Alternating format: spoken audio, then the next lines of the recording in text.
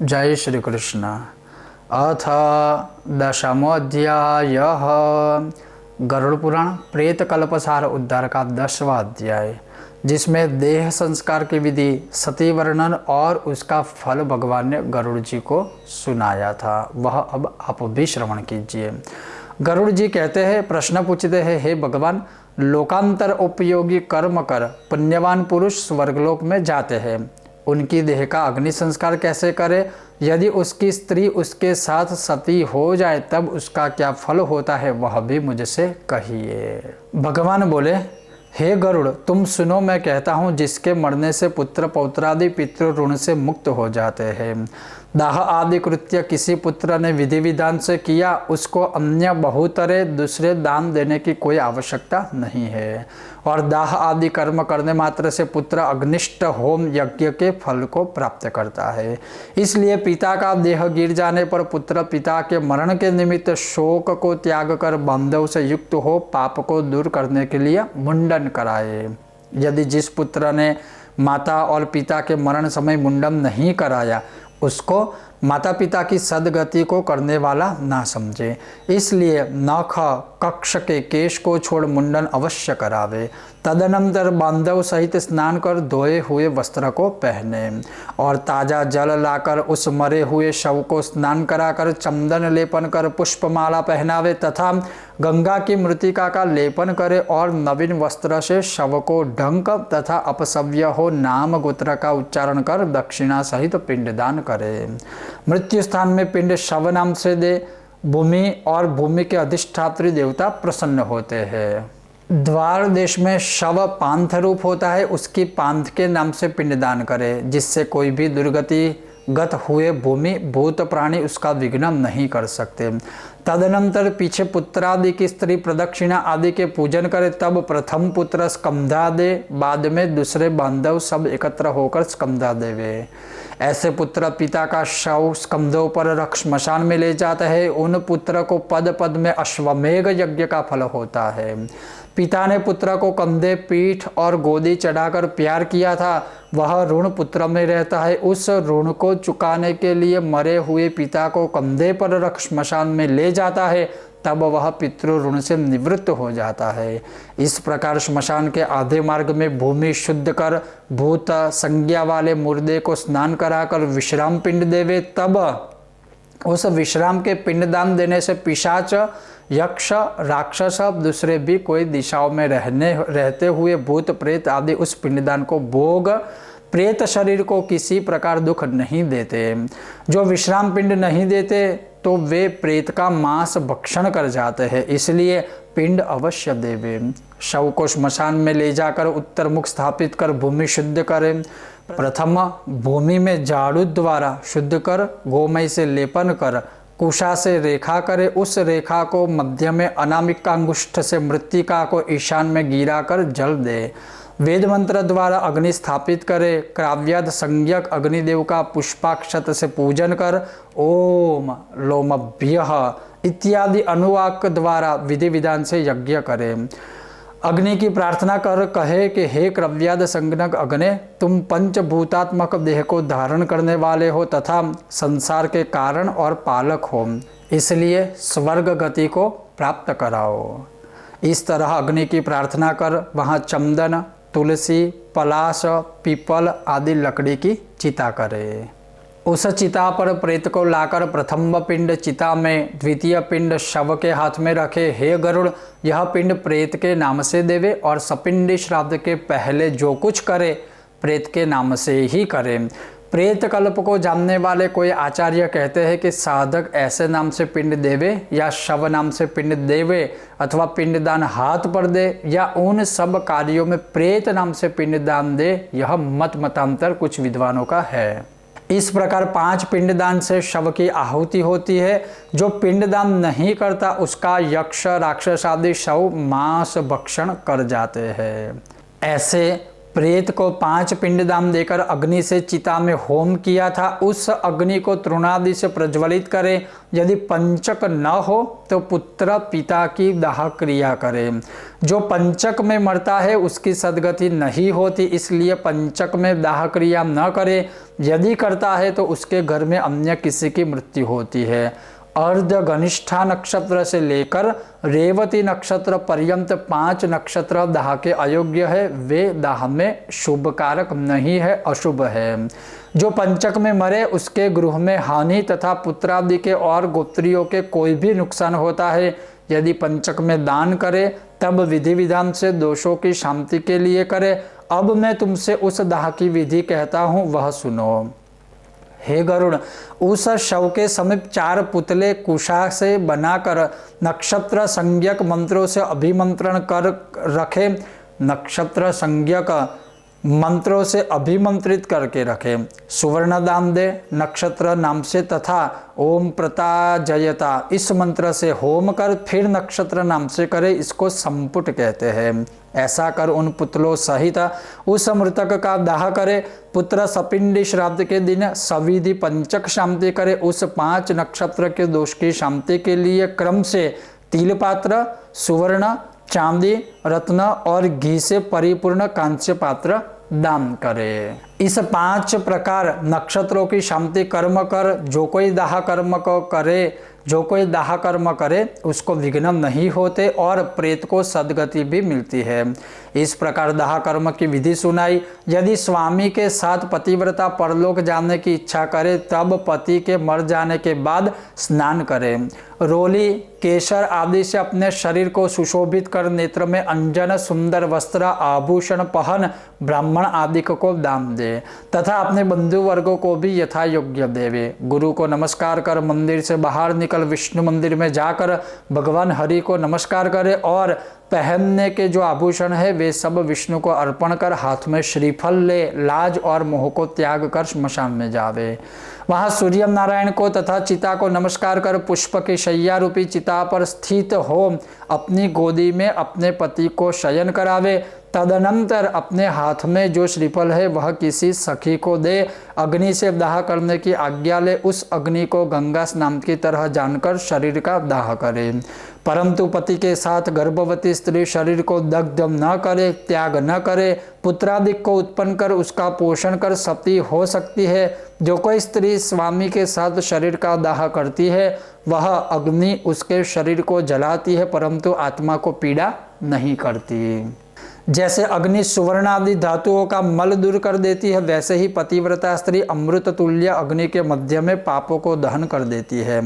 कोई धर्मात्मा प्राणी शपथ कर असत्य नहीं बोलता, वैसे धार्मिक मनुष्य तपाए हुए अंगार को हाथ में लेने पर भी नहीं जलते। वैसे पतिव्रता स्त्री भी नहीं जलतु परंतु स्थूल देह को जलाकर अंतरात्मा से स्वामी सहित एक सादृश्यता को प्राप्त हो। स्त्री तत्व का तापन करके शरीर को नहीं प्राप्त होती। जब तक स्त्री स्वामी के साथ अपनी आत्मा का दाह नहीं करेगी तब तक स्त्री जन्म जन्म में स्त्री ही होती जाएगी। जिस कारण यत्न और मन वचन काया आदि से सर्वदा पति का सेवन कर मरने के बाद सती हो जाए। कोई भी स्त्री स्वामी के मरने के बाद अग्नि में प्रवेश करे तो वह अरुंधति के सदृश होकर स्वर्गलोक में पूजनीय होती है। उस स्वर्गलोक में स्वामी की सेवा करने वाली स्त्री 14 रत्न या 14 इंद्र राज्य करे तब तक अप्सराओं से स्तुति युक्त होकर पति के साथ रमण करती है। जो स्त्री पति के मरने के बाद सती होती है वह स्त्री माता का कुल, पिता का कुल, स्वामी का कुल इन तीनों का उद्धार कर देती है।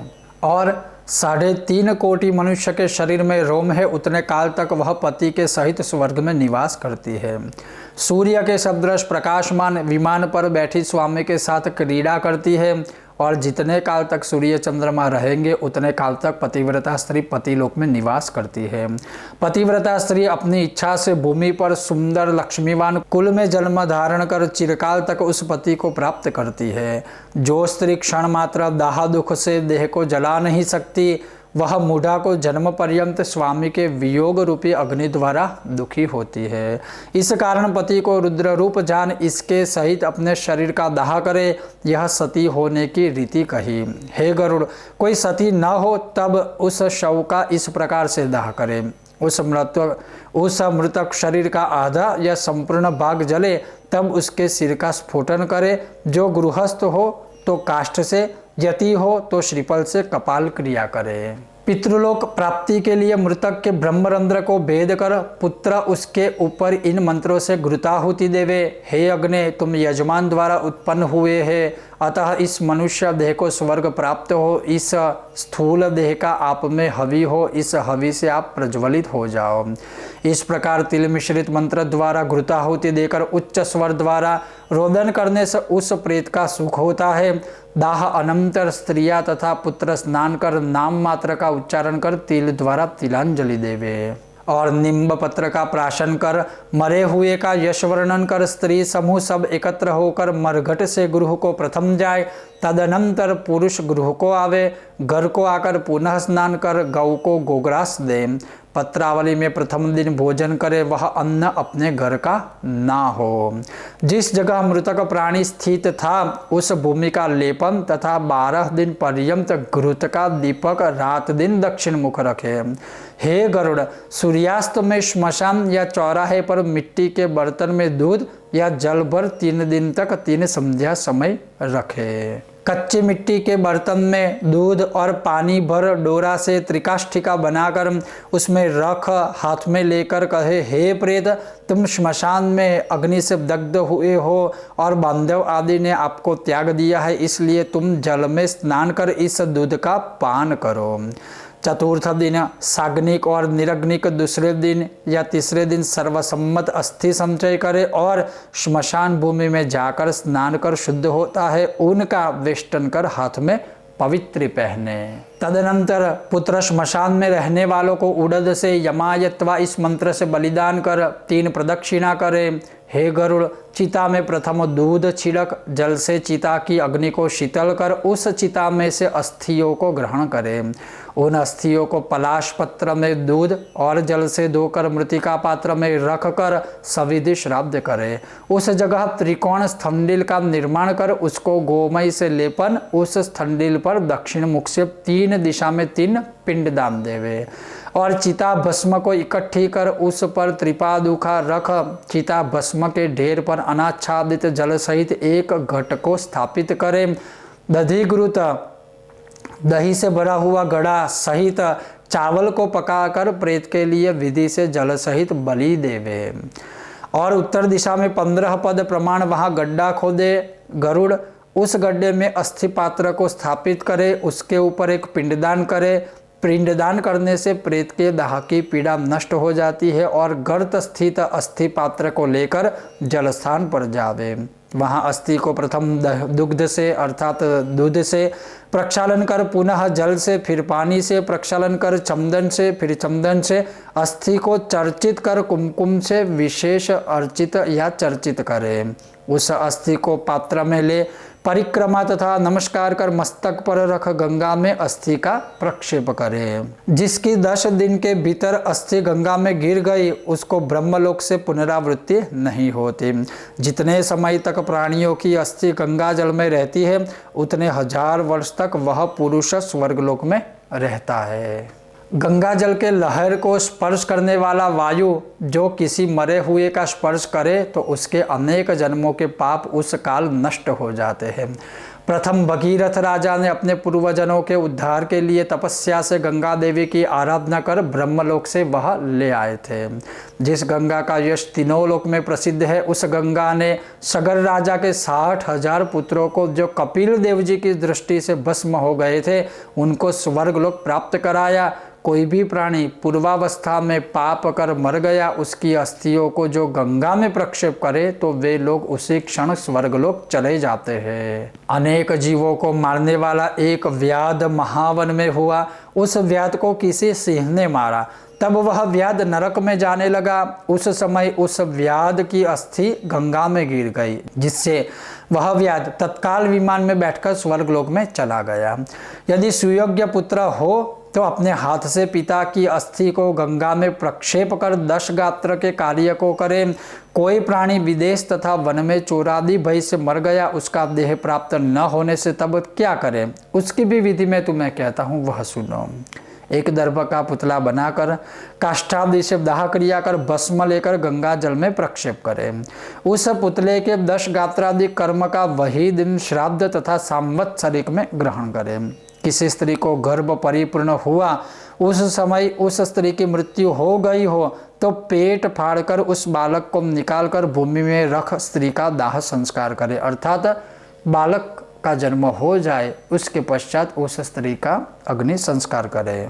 गंगा तीर पर मर जाए तो उसको गंगा में गिरा देवे, और अन्य देश में मरे तो 27 मास तक के बालक को भूमि पर गाड़ देवे। 27 मास के बाद उसका दहा कर अस्थि लेकर गंगा में प्रक्षेप कर जल से भरकर एक घड़े का दान तथा बालक को भोजन कराए। जो गर्भ में ही मर जाए उसकी कोई क्रिया नहीं है। जो बाल्यावस्था में मर जाए उसके लिए दूध दान, यदि बालक की मृत्यु हो तब घट तथा क्षीर का दान अवश्य करे। यदि कुमार की मृत्यु हो तब बालक कुमारों को भोजन करावे। 5 वर्ष बाद अव्रत या व्रतधारी मर जाए तो उसके लिए गुड़ सहित खीर का 10 पिंड देवे। एकादशाह और द्वादशाह तथा वृक्षोत्सर्ग के बिना और महादान के बिना पौगंड कृत्य करे। उसका पिता जीवित हो, पौगंडावस्था में मरे तो उसके पिंड दान आदि कुछ भी नहीं करे, केवल 12वें दिन एकोदिष्ट श्राद्ध करे। और स्त्री शूद्र आदि के व्रतादि स्थान में विवाह है, व्रत धारण के प्रथम सब वर्ण की समान क्रिया है, वह अवस्था प्रमाण द्वारा करे। छोटी उम्र होने से क्रिया तथा विषय आदि की इच्छा अल्प होती है और क्रिया भी छोटी होती है। 15 वर्ष तक किशोर अवस्था में मरे तो शय्यादान, वृषोत्सर्ग, पददान, गोदान आदि करे। पुत्रादि सन्यासियों का दाह कर्म, उदक क्रिया, 10 गात्रादि कुछ भी ना करे। दंड ग्रहण मात्र से ही मनुष्य नारायण का रूप होता है तथा त्रिदंड ग्रहण मात्र से उनको प्रेतत्व नहीं होता। जो ज्ञानी है, अपने स्वरूप अनुभव से ही सदा जीवन मुक्त है, वे पिंडदान की इच्छा नहीं करते। इसलिए सन्यासियों का पिंडदान आदि नहीं करे। यदि पुत्रादि की पिता में भक्ति हो तो तीर्थ श्राद्ध तथा गया श्राद्ध करे। हे गरुड़, हंस, परमहंस, कुटी चक्र, बहुदक, इन सन्यासियों के मृतक होने पर भूमि में गाड़ दे, पर अग्निदाह न करे।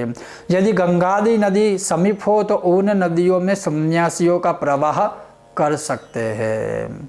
यत्र सन्ति महानद्यस्तदा तास्वेव निक्षेपेत इति श्री गरुड़ महापुराणे प्रेत कल्पसार उद्धारे दाह अस्थि संचय कर्म निरूपणम नाम 10मोऽध्यायः संपूर्णम। श्री नारायण अर्पणम अस्तु। तो ये था गरुड़ पुराण का कल्प प्रेत कल्पसार उद्धार का अध्याय 10वां। हालांकि मैं आपसे थोड़ी स्पष्टता करना चाहूँगा संक्षिप्त में, क्योंकि पूरा गरुड़ पुराण जब पूर्ण होगा उसके बाद मैं इसके विषय में बहुत चर्चा करूँगा आप सभी से लाइव सेशन में। फिर भी मैं कहूँगा कि कुछ ऐसे नियम है जो आज के समय में, आज के ज़माने में संभव नहीं है। फिर भी ये एक श्रवण है, कथा श्रवण है, इसलिए मैंने श्रवण किया है। अपितु किसी को कुछ चीज़ें फॉलो करने की आवश्यकता नहीं है और ना ही कोई ज़रूरत है। तो ये था 10वां अध्याय। आपको यह विषय वीडियो कैसा लगा अवश्य मुझे बताइए। ऐसे ही देखते रहिए, सुनते रहिए कर्मकांड बाय आनंद पाठक। और अगर हमारे चैनल पर नए हो तो सब्सक्राइब अवश्य कीजिएगा। आप सबका बहुत बहुत धन्यवाद। जय श्री कृष्ण। ओम गणेश, ओम नमो नारायण।